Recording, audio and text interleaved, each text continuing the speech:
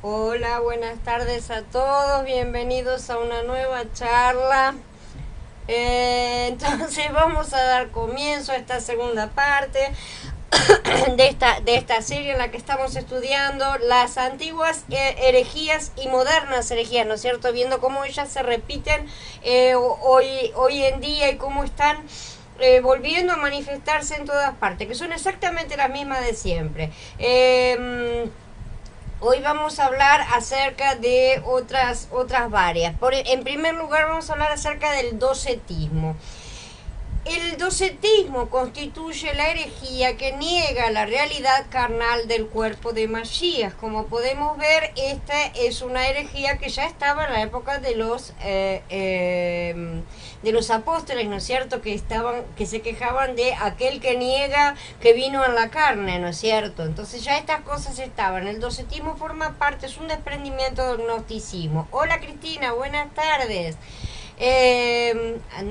Hola Gaby, bienvenido. Bien, entonces, su nombre se deriva de doquesis, que quiere decir apariencia o semejanza, porque enseñaban que Mashiach solo aparecía o parecía ser un hombre, tenía una apariencia, tenía una semejanza justamente, pero parecía que había nacido, según ellos parecía que había vivido, parecía que había sufrido, todo era una especie de actuación, ¿no es cierto?, que había tenido.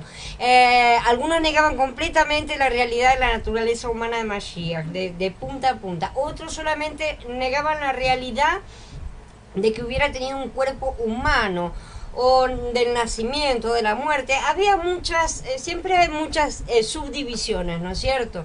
La palabra docetae, que se traduce mejor como ilusionistas, realmente, ¿no? Son mágicos, aparece por primera vez en una carta de San Serapión, que fue un obispo de Antioquía allá por el año 200, ¿no es cierto? En la congregación de Rosos, donde habían surgido unas dificultades porque estaban leyendo un evangelio apócrifo de Pedro, ¿no es cierto? Sin sospechar, este obispo había permitido que se utilizara el texto, pero después pidió prestado una copia, lo miró bien y dijo que era de la secta a la que llamamos, de los que llamamos docetae, ¿no es cierto? Y que sospechaba una conexión con los marcionitas y que había encontrado en ese evangelio algunas adiciones a las enseñanzas correctas del Salvador, ¿no es cierto? Por lo tanto, ese libro fue retenido y fue cortada el uso que había estado comenzando a darse. Sin embargo, la propia herejía en sí del docetismo mucho más antiguo, ¿no es cierto?, como acabo de decir, porque es combatido ya en el Berit Hadashah. El docetismo siempre fue un compañero del gnosticismo y más tarde lo sería del maniqueísmo, que también vamos a ver. Sus puntos de vista eran muy parecidos a los de los seguidores de Valentino, porque como estamos diciendo, es un derivado en gran medida, ¿no es cierto?, del gnosticismo. Y Valentino fue uno de los más importantes gnósticos.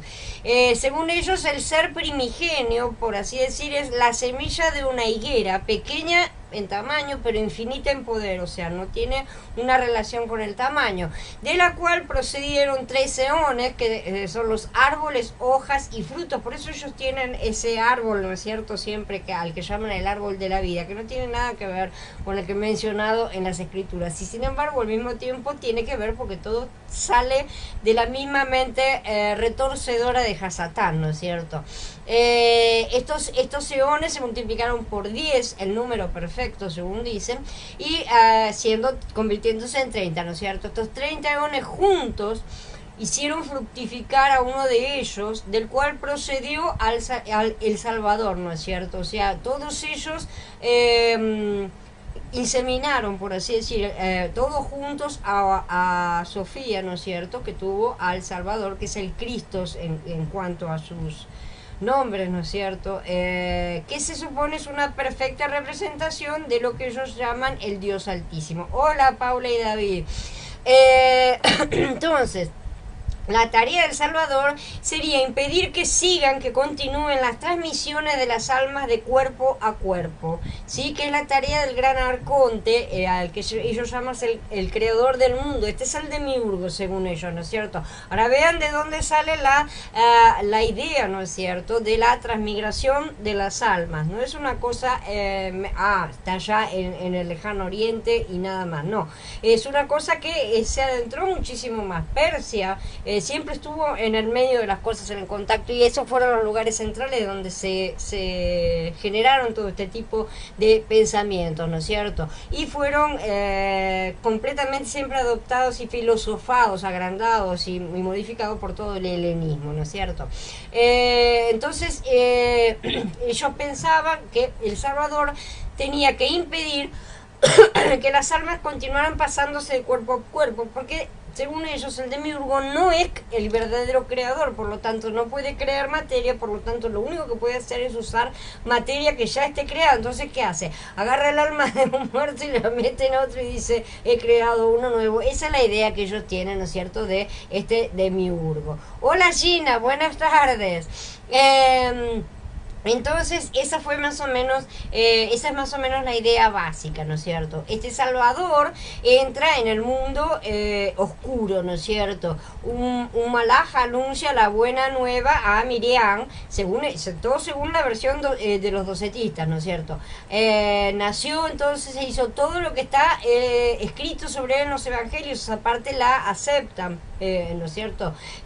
Básicamente, pero en el bautismo recibió la forma y el sello de otro cuerpo, además del nacido de la Virgen. Otros decían que no, que había sido reemplazado. O sea, cada uno ya sabemos, cada uno inventaba su caminito diferente. El objeto de esto era que cuando el arconte condenara a su propia ilusión de carne, ¿no es cierto?, esa falsa carne, ¿no es cierto?, que había recibido a la muerte en el madero, el alma de Yahshua, el alma de Jesús en realidad, ¿no es cierto?, porque esto es un invento de ellos, aquella alma que había sido alimentada en el cuerpo nacido realmente de la Virgen, que para ellos es uno de los eones, ¿no es cierto?, pudiera realmente desnudarse de este cuerpo, de ese cuerpo falso que había recibido, y clavarlo en el madero, ¿no es cierto? O sea, clavaba al hombre y se escapaba el doble, por así decirlo. Es una cosa medio extraña, ¿no es cierto? En el cuerpo espiritual recibido en el bautismo, en ese momento que él recibía ese falso cuerpo, ¿no es cierto?, Jesús podía triunfar sobre el arconte, el demiurgo, cuyo malvado plan había conseguido eludir, porque no se puede matar un cuerpo falso, por así decir. Esta es la elucubración general así del docetismo, ¿tá?, que tiene muchas ramificaciones, como digo. Esta herejía, entonces, que destruía el verdadero significado y la finalidad de la encarnación, o sea, hacía cualquier cosa, no sirve nada de nada, fue combatida inclusive por los apóstoles, ¿no es cierto?, donde probablemente las afirmaciones de Shaul hacen referencia a los errores del docetismo, y si no del gnosticismo, porque todos ellos tenían muchas cosas en común, ¿no es cierto?, porque el Padre quiso que en él habitara toda plenitud, asegura en Colasillín 1, ¿no es cierto? Y en el 2 dice, porque en él reside corporalmente toda la plenitud de la cualidad divina. O sea, hacer ese tipo de afirmaciones, ¿no es cierto?, implica que del otro lado hay alguien que está dudando de la cosa, ¿no es cierto? Por eso es que tienen que estar resaltando tanto ese tipo de cosas y afirmándolas, ¿no es cierto?, para que no le queden dudas a los creyentes, ¿no es cierto?, que estaban siendo engañados por estos falsos profetas. Shaul, que era prisionero en Roma, en ese momento fue visitado por Epafras con el objeto de informarle de los daños que estaba corriendo la fe creyente en Colosas, ¿no es cierto?, en aquel momento.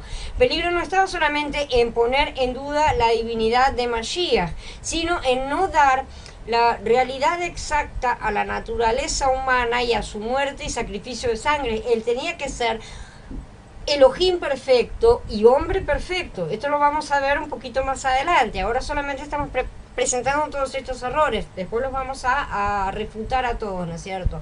Escribiendo a Timoteo le avisa que evite todo lo que se opone a Mashiach, una ciencia que no merece ese nombre. Dice, oh Timoteo, guarda lo que se te ha encomendado, evitando las profanas y vanas palabrerías y los argumentos de la falsamente llamada ciencia, la gnosis, ¿no es cierto? Esto está en Timoteo Aleph en el capítulo 6. Y que afirme que solamente existe un mediador, o que hay solo un mediador, porque hay un solo Elohim y un solo mediador entre Elohim y los hombres.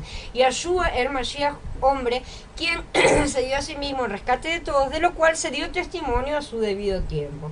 Es obvia, por lo tanto, la intención de Basílides y Marción, que son exponentes, ¿no es cierto?, de todas estas cosas. Ahora vamos a mencionar a Marción. Basílides era agnóstico.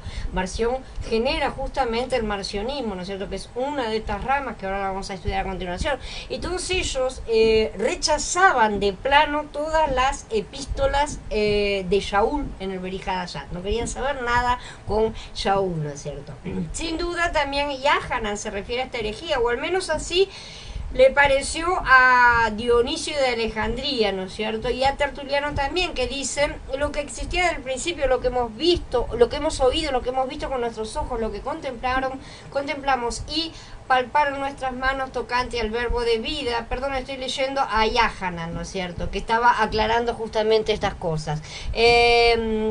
Tocante al verbo de vida, pues la vida se manifestó y la hemos visto y les testificamos y anunciamos la vida eterna que estaba con el Padre y se nos manifestó. Están defendiendo una postura, están explicando a la gente que ellos vieron realmente esa manifestación de la palabra divina hecha carne, ¿no es cierto? O sea, están defendiendo justamente esto porque existía la negación a estas cosas. Lo que hemos visto y oído lo anunciamos también a ustedes, para que ustedes también tengan comunión con nosotros, y nuestra comunión es con el Padre, con su Hijo Yahshua el Mashiach. Amados, no crean en todo Ruach, sino prueben los espíritus, si son de Elohim, porque muchos falsos profetas han salido al mundo. En esto conozcan al Ruach de Elohim. Todo Ruach que confiesa que Yahshua el Mashiach ha venido en carne procede de Elohim, y toda inspiración que no confiesa a Yahshua no procede de Elohim. Este es el Ruach del anti-Mashiach, del cual han oído que habría de venir y que ahora ya está en el mundo. O sea, todas estas cosas ya estaban sucediendo apenitas, ¿no es cierto? No habían pasado ni 5 minutos, ¿no es cierto? Y ya estaban todas las herejías dando vueltas, todas las complicaciones y las confusiones, tal como las vemos hoy, ¿no es cierto? Así que imaginemos el problema que tenían los apóstoles cuando estaban allá, llevando un mensaje no solo a los judíos, ¿no es cierto?, que tenían un cierto conocimiento de una cierta cantidad de cosas, ¿no es cierto?, referentes al tema, sino a los gentiles, que no tenían ni la menor idea de lo que le estaban hablando, le tenían que contar todo prácticamente desde cero, ¿no es cierto?, porque no tenían esas ideas y al contrario, tenían otras ideas, ¿no es cierto? Por ejemplo, si voy y le cuento a alguien, alguno de ellos, estando en aquella época, vamos y le contamos, no, porque en el principio Adán y Jabá comieron, perdieron, ¿no es cierto?, cayeron esto, y te van a decir, no, pero no era nada, mi Jabá, era una piscín, ¿no es cierto? Te van a decir, cada uno tenía su versión, ¿no es cierto? Entonces todas esas cosas deben ser derrumbadas, reconstruir lo correcto, ¿no es cierto? Es bastante complicado, bastante complejo, y ahí comenzaron a surgir todas las tergiversaciones y mezclas. En los tiempos posapostólicos esta secta fue muy combatida por Ignacio y Policarpo, ¿no es cierto?, que fueron obispos posteriores. Ignacio hizo de la advertencia contra los docetas el tema principal de sus cartas. Se convirtió en su tema de advertir a todo el mundo que no se mezclaran con los docetas. Lo llamaba monstruos en forma humana, ¿no es cierto? Mandaba a los fieles que no solo no los recibieran, sino incluso que evitaran encontrárselos. Yahanan hizo lo mismo. Si a alguno le parece demasiado duro, ¿no es cierto?, lo que está diciendo este hombre, Yahanan también dijo que si alguno que no los recibiera, ¿no es cierto?, y Shaul también dijo que no debíamos recibir a los que trajeran un mensaje que no fuera como lo que él hablaba, ¿no es cierto? Entonces, ese tipo de comentarios que los apóstoles hacían se debían justamente a la situación crítica, grave, en la que estaban pasando en aquel momento. Así que veamos la preocupación que tenían estos hombres, ¿no es cierto?, que son considerados nuestros antepasados espirituales más fuertes, ¿no es cierto?, y que estaban muy a la par de lo preocupante que era realmente la situación, en que hoy normalmente no le prestamos tanta atención, así como que no estamos viendo lo que está a nuestro alrededor en cuanto a confusión doctrinaria y espiritual en general. Hay algunos textos que contienen docetismo, ¿no es cierto? Y que son, por ejemplo, el Evangelio de Felipe. Son libros que andan dando vuelta en la red, los van a encontrar siempre bajo el título de apócrifo, ¿no es cierto? Yo les nombro los más conocidos, o los que son más encontrables, por así decir. El Apocalipsis gnósticos de Pedro y el Evangelio de Pedro, el Evangelio de Judas, Actos de Juan, el Evangelio de Basílides, ni hablar. Todos estos libros, ¿no es cierto? Por el tipo de títulos y porque por el hecho de que nombran, siempre ponen alguno de los de los apóstoles, ¿no es cierto?, para dar mayor credibilidad a sus dichos, ¿no es cierto? Y tienen una cierta similitud, tienen un tipo de escritura que recuerda a los escritos de los apóstoles, a los escritos de la evangélicos, ¿no es cierto? Recuerdan ese tipo de escritura, mencionan las cosas en gran medida, pero siempre hay agregados que muestran la cola del que está metiendo el dedo. Ahora vamos a hablar acerca del marcionismo, ¿no es cierto? Que mencionamos a Marción. Este Marción fue excomulgado de la congregación de Roma, porque todos ellos salieron siempre del cristianismo en sí, ¿no es cierto? De los primeros creyentes.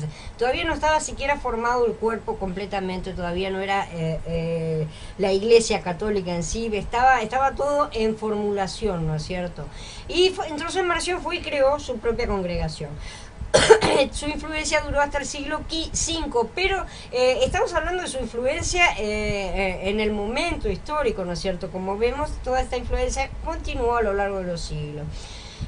Su doctrina se resume en la existencia de dos espíritus supremos, ¿no es cierto? Uno bueno y uno malo. Esto es bastante simple, ¿no es cierto? Y considera que el Elohim del Tanaj no es uno de los dos, sino que es uno inferior todavía a los dos, ¿sí? Un modelador de la materia preexistente, una especie de demiurgo también, por eso que las ideas salen siempre del mismo lugar, ¿no es cierto? Rechazaba, por lo tanto, obviamente, el Tanaj por completo, y del Brit Hadashah solamente aceptaba el Evangelio según Lucas y las epístolas de Shaul.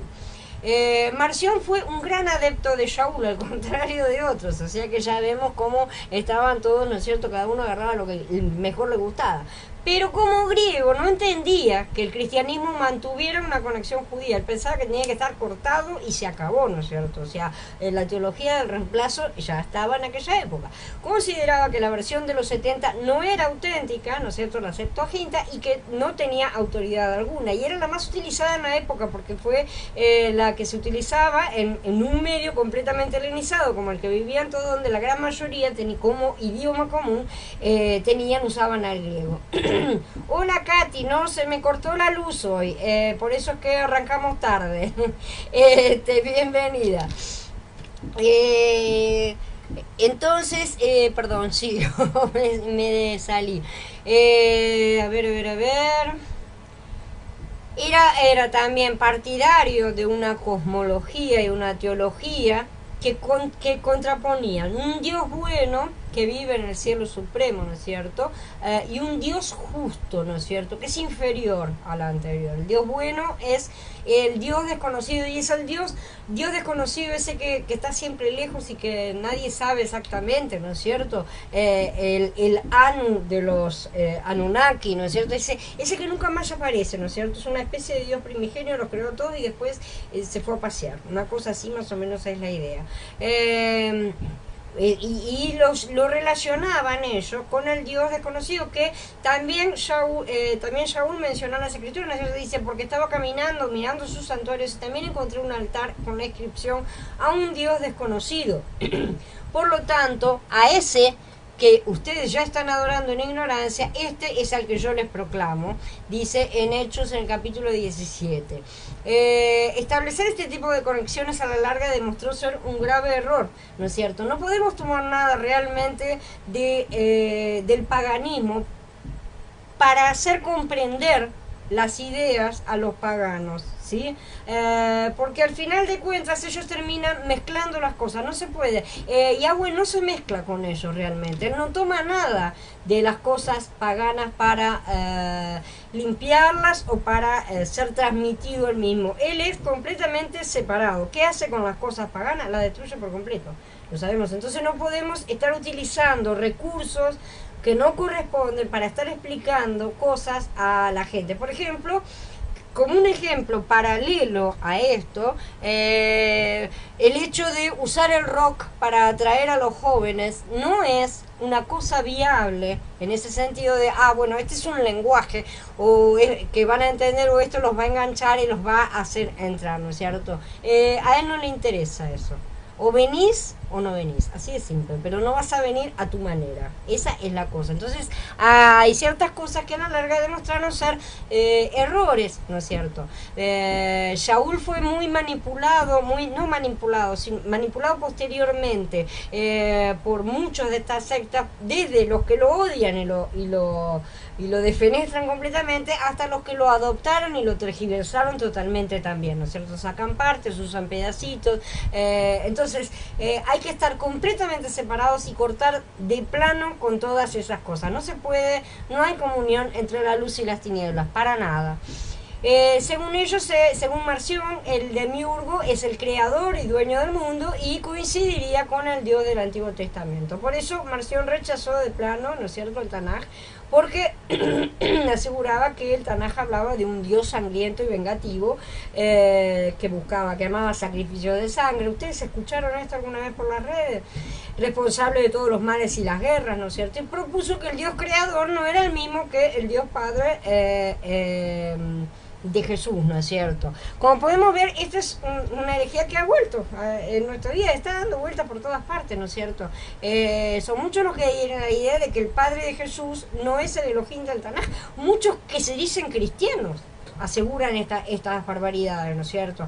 Y además de la historia del demiurgo como Dios inferior, malvado, cruel, ¿no es cierto? Y sus siervos, los arcontes, andan dando vueltas por todas partes, ¿no es cierto? A este Dios sangriento se le contrapone, según algunos de ellos, la venida de Jesucristo, que ha sustituido la ley por el amor y ha sustraído a las almas humanas del poder de ese Dios creador de la materia malvada. Marción escribió un primer canon en el que solo incluía los escritos de Shaul, nada más, ¿no es cierto? Y por supuesto el Evangelio de Lucas, porque fue escrito bajo Lucas estaba con Shaul, ¿no es cierto? Así que dejó solo algunas epístolas, quitó inclusive la epístola de Hebreos y las pastorales, no las puso, ¿no es cierto? De Lucas sacó los primeros capítulos, 2 primeros capítulos. Según un texto antiguo, Marción decía que el demiurgo había robado elementos lumínicos del mundo verdadero y que con ellos creó el universo físico que conocemos. O sea que también en todos los casos el demiurgo no es un verdadero creador, utiliza materia que ya existe, ¿no es cierto? Debido a la creencia generalizada en la proximidad de la segunda venida, la parucía, ¿no es cierto?, como le llamaban, no creía en el matrimonio, otra de las cosas que se prohibía en aquella época, y entendía que la procreación era una invención del Dios perverso del Antiguo Testamento para continuar con esa rueda de transmigración de almas y todo más, y sobre todo porque la materia es algo negativo para ellos. Ay, Paula, no te hagas problema, Paula es David, porque a mí se me había caído la luz, así que arrancamos tarde. De cualquier manera, después vamos a editar todo esto para que quede un poco mejor en el video final. En algunos textos, ¿no es cierto?, que mencionan estas cosas, dice, tú afirmas, por ejemplo, Hipólito, que lo refuta en un libro que se llama Refutaciones, justamente, dice, tú afirmas que el demiurgo del mundo es malo, dices que hay una deidad buena que destruye las obras del demiurgo, prohíbes el matrimonio, la procreación de hijos y te abstienes de carnes que Elohim ha creado para que participen los fieles y los que conocen la verdad. ¿Se acuerdan de todas estas cosas, no es cierto? Aquellos que prohibirían casarse, aquellos que prohibirían podían comer cosas, ¿no es cierto? Todo esto es lo que estaba en aquella época. Dice Justino Mártir, un cierto Marción del Ponto está todavía enseñando que hay otro Dios más grande que el Creador, ¿no es cierto? Ellos se comentaban estas cosas y se advertían unos a otros, mandándose cartas, ¿no es cierto? Para todas partes, para advertir a los fieles que no cayeran, porque después de todo mencionaban a los mismos personajes, ¿no es cierto? Ellos citaban a Jesús. Entonces la gente, igual que hoy, iba y caía como pajaritos, ¿no es cierto? Eran cazados en sus jaulas, porque ¿qué hacían? Ay, mira, tiene una menorá en el perfil, listo, es hermano. Y no es así de simple la cosa. Entonces dice que también por todo el mundo, ayudado por demonios, ha inducido a blasfemar al negar que el hacedor del universo es el Padre Mashiach, declarando que hay otro mayor que él. Ya se advertían. Existen varias otras. Irineo, por ejemplo, en su obra Contra herejes, dice: Marción del Ponto ha promovido la más atrevida blasfemia contra el que la ley y los profetas proclaman como Elohim, diciendo que es el autor de los males, que se deleita en guerras, que su propósito es inestable y que se contradice a sí mismo. Todas esas cosas ellos aseguraban, ¿no es cierto? Pero Yahshua, procediendo del Padre que está por encima del Elohim que hizo al mundo, ¿no es cierto?, según ellos, fue manifestado en la forma de hombre a los que estaban en Judea, aboliendo la ley, y a los profetas y todas las obras del Elohim que hizo al mundo, a quien llama Cosmocrator. Además mutila la Besorá de Lucas, al quitar todo lo que se dice sobre el nacimiento de Mashiach, que son los primeros dos capítulos, ¿no es cierto? Y poniendo a un lado la enseñanza de Mashiach, en la cual se establece explícitamente que el hacedor de este universo es su padre. Entonces, igualmente persuadió a sus discípulos que él es más digno de crédito que los apóstoles, por los cuales se nos entregó la Besorá. O sea, todas estas personas terminan siempre convenciendo que ellos son... ellos recibieron algo posterior, ¿no es cierto? Siempre hay un profeta que viene después, ¿no es cierto? Y recibe nuevas revelaciones, por así decir. Entonces explica mejor las cosas, o como quieren. Les dejo las otras citas para que las lean, para que sepan exactamente más o menos de qué era lo que hablaba, de lo que hablaban estas personas, ¿no es cierto? Que es más o menos lo que siguen hablando hoy en día. Son las mismas cosas que encontramos en la red, ¿sí?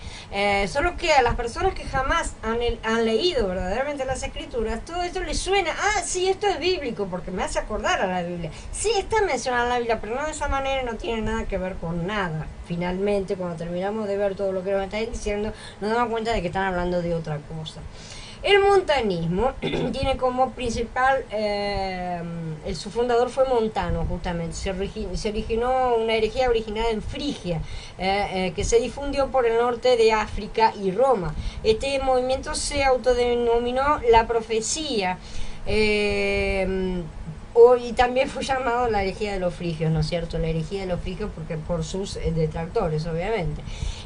Sus enseñanzas características eran contrarios a la mundanalidad de la congregación, ¿no es cierto? La congregación se había comenzado bien, pero se estaba degenerando nuevamente, ¿no es cierto? Estaban bajando, estaba cayendo el nivel moral. Esto ya lo vimos también, ¿no es cierto? En Corintios ya estaba sucediendo también, era real, era un hecho real, ¿no es cierto? Estas personas empezaron justamente quejándose de lo que estaba sucediendo, lo cual en sí no estaba mal, pero se fueron al otro extremo. Tenían un intento de recuperar el entusiasmo de las primeras generaciones de creyentes, ¿no es cierto? Ellos proclamaban el inminente fin del mundo según ellos, ¿no es cierto? Esto se llamaría en términos modernos, ¿no es cierto? Estamos buscando un gran avivamiento, ¿sí? Más o menos exactamente lo mismo. Se ejercitaban en una mortificación intensa, o sea, trataban de mortificarse completamente, mortificar el cuerpo, renunciaban al matrimonio, el ayuno era lo máximo, ¿sí? Y esperaban la inminente, según ellos, llegada del milenio. Se hacía un gran énfasis en los dones sobrenaturales del Ruach, algo que también los carismáticos, todos los movimientos pentecostales y carismáticos actuales hacen, ¿no es cierto? Y se deja de lado toda una serie de cosas. Montano, el creador, ¿no es cierto?, se presentaba como portavoz directo del Ruach, ¿no es cierto?, del Paracletos, ¿no es cierto?, y tenía dos profetisas que eran Maximila y Priscila en su momento de nacimiento de esta secta. Eran opuestos a toda manifestación artística, o sea, no se podía dibujar, no se podía hacer absolutamente ningún tipo de cosa, ¿no es cierto?, obviamente no estatuas, pero de ningún tipo se podía, según ellos, y ellos buscaron el martirio de forma activa, o sea, trataban de ser martirizados y prohibían ocultarse en la persecución, cosa que los demás no jamás evitaron. El propio Shaul, sabemos que los hermanos lo escondieron, lo sacaron de un cesto, ¿no es cierto?, escondido, para que no lo apedrearan los judíos. Así que ese tipo de comportamiento no es escritural, no tiene nada que ver con las escrituras. Hola Mario, hola Jorge, bienvenidos. Dice, por ejemplo, Eusebio, algunos de estos sectarios se deslizaban como ponzoñosos reptiles sobre Asia y Frigia, jactándose justamente de que Montano era el Paráclito, o sea, era el Espíritu Santo, ¿no es cierto?, aquel consolador que debía venir. Entonces hubo varios que aseguraron ser el Espíritu Santo, aquel consolador que debía venir, ¿no es cierto?, porque bueno, se podían hacer pasar por le dijo también las otras citas acá de documentos históricos, ¿no es cierto?, que son las que nos dan en gran medida la pauta de lo que pensaban, de lo que hacían y lo que decían, a través de los hermanos que buscaban justamente evitar que otros se contaminaran. Finalmente tenemos que hablar un poquito del maniqueísmo, ¿no es cierto? Su creador fue Manes, y esto va del 200 al 300 más o menos, después de la era común, ¿no es cierto? Según el Kitab al-Firish, que es un árabe, ¿no es cierto?, un historiador árabe, Manes era persa, y dice su historia, ¿no es cierto?, que a la edad de los 12 años recibió visitaciones angélicas, como John Smith, ¿viste?, el de los mormones. A la edad de 24 recibió el encargo celestial de difundir la doctrina de la verdad, como John Smith, de nuevo. Manes comenzó a afirmar que él era el Paracleto prometido por Yahshua, que no era más entonces Marción, y ahora se pasó para este lado. En este documento, ¿no es cierto?, se afirma que obtuvo su doctrina de los creyentes y los magis, ¿no es cierto?, de los magos, escribiéndolo en caracteres inventados por él, derivados del persa y del siríaco. O sea que él inventó el idioma, por así decirlo. Durante 40 años viajó por la India, China y el Turquestán difundiendo toda su doctrina. Al final de su vida, de vuelta a Persia, influyó en el rey Sapor, que estaba en ese momento en el control, ¿no es cierto?, pero poco después él lo mandó a encarcelar, fue clavado en un madero y fue desollado en la puerta de la ciudad. Sufrió una muerte bastante dolorosa, ¿no es cierto?, bastante grave. Esta doctrina se divulgó desde la antigüedad tardía por todo el imperio romano y el sasánida, ¿no es cierto?, y en la Edad Media por el mundo islámico, por Asia, China, donde iba a perdurar realmente hasta por lo menos el siglo XVII. De hecho, continúa también, como todas las cosas están reverdeciendo. En la Edad Media el catarismo y el bogomilismo fueron consideradas herejías de raíz maniquea, y existen nuevamente hoy en la actualidad nuevas sectas neomaniqueas, por así decirlo, ¿no es cierto? Sus enseñanzas eran que la definición teológica, ¿no es cierto?, del maniqueísmo realmente ha dividido a la crítica, no se ponen de acuerdo. Mientras que para algunos eruditos el fenómeno maniqueo no se puede reducir a una concepción simplemente dualista de la divinidad y el cosmos, algo simplemente dual, como decimos, dos partes, ¿no es cierto? Tampoco es definible como un gnosticismo, pero para muchos otros es justamente todo lo contrario, completamente dualista y completamente agnóstico, ¿no es cierto? Entonces ahí se dividen los que tratan de clasificar. Realmente vamos a encontrar, igual que en otras cosas, muchas ramificaciones, ¿no es cierto? La comunidad maniquea se dividía en dos grupos, básicamente los elegidos, ¿no es cierto?, los que pasaban su tiempo en oración, son los iluminados, practicaban el celibato y eran vegetarianos, ¿sí? Acá tenemos otros que prohíben alimentos y otras cosas. Después de su muerte, según la teología maniquea, los elegidos alcanzaban el reino de la luz, ¿sí? Los oyentes, que eran los auditores en latín, ¿no es cierto?, debían servir a los elegidos, ¿no es cierto?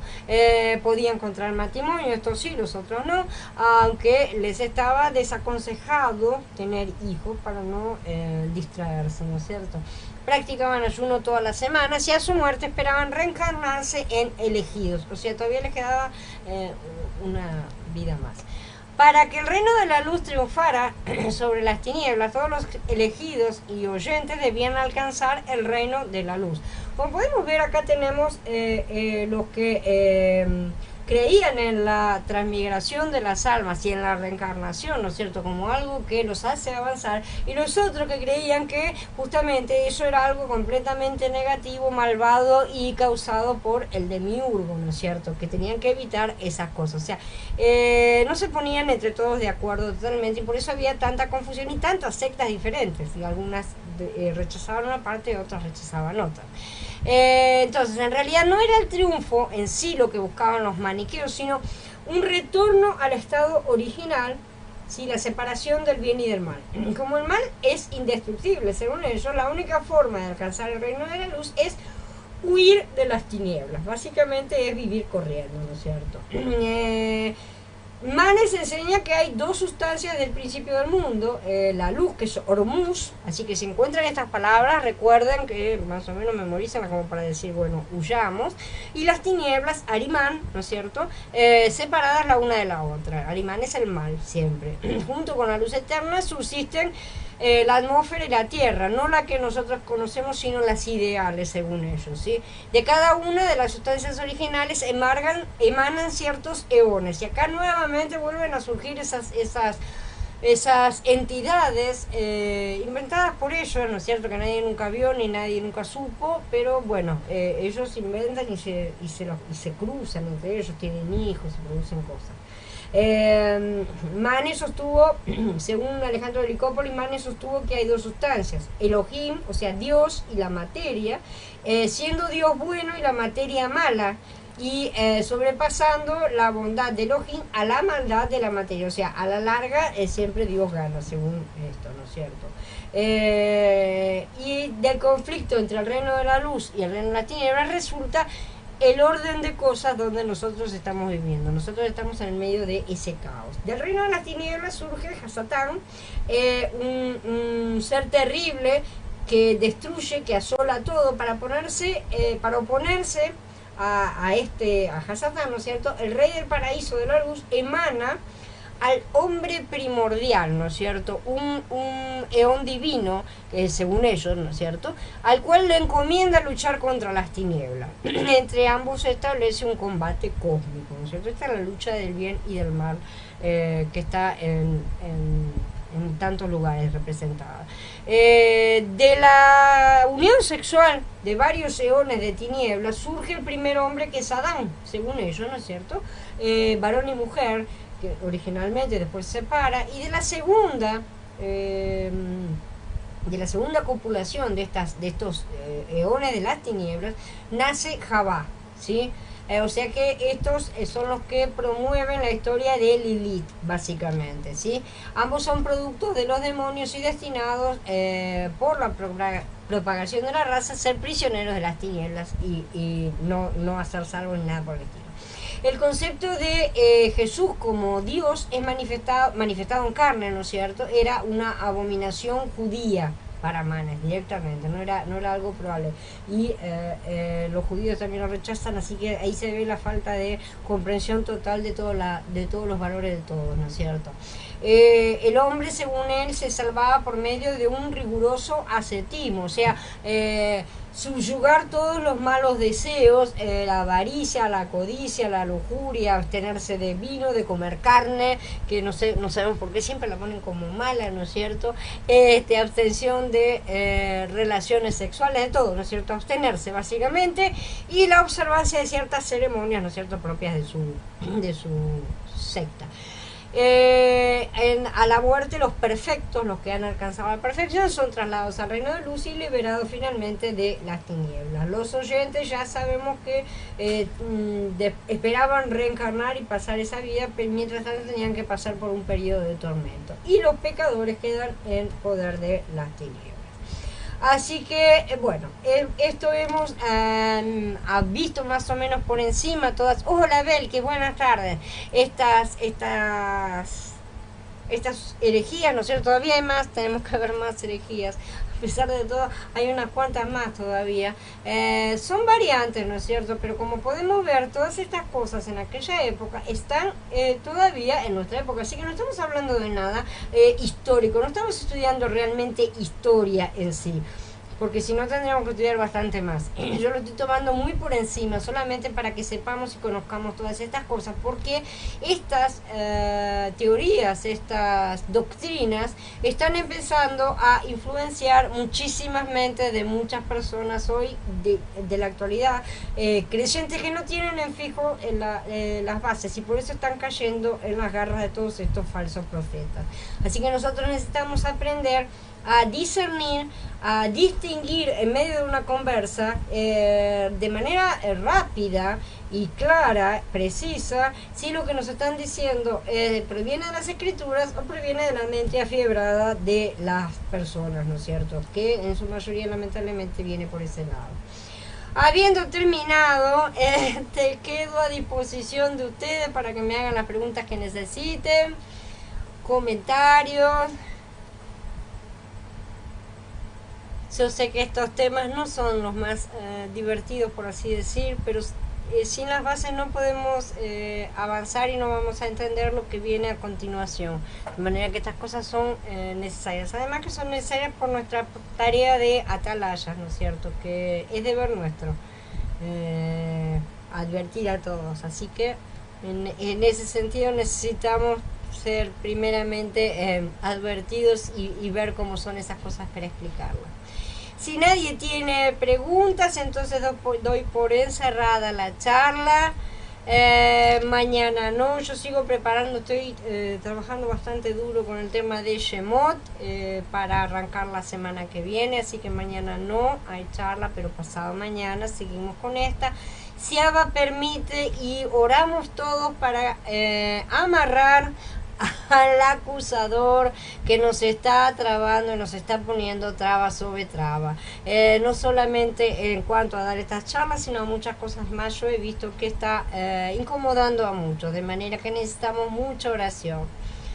Los gnósticos existen desde los gnósticos son los nacieron de entre los primeros cristianos, así salieron de entre los primeros cristianos, pero sus conceptos no provienen del cristianismo, como lo vamos a ver, y ya lo mencionamos un poco también en otros estudios. Provienen en parte del misticismo judío del tiempo intertestamentario y de Persia, sobre todo. Estas cosas provienen mayormente de Persia, por eso vemos toda esa mezcla, esas cosas, ¿no es cierto? Son delirios de esas personas que pensaban, hacían su filosofía, las escribían y decían, esto es así, ¿no es cierto? O sea, se diseñan una religión a medida. Esa es la verdad. Bueno, ¿alguien más tiene alguna pregunta? Entonces vamos a dar por terminada la charla. Abba nos proteja a todos de todas estas elucubraciones satánicas, nos ayude a aprender, nos disponga a andar en este camino y a aprender rápidamente para poder ayudar a los demás a que no caigan. Shalom a todos, hermanos, y hasta pasado mañana.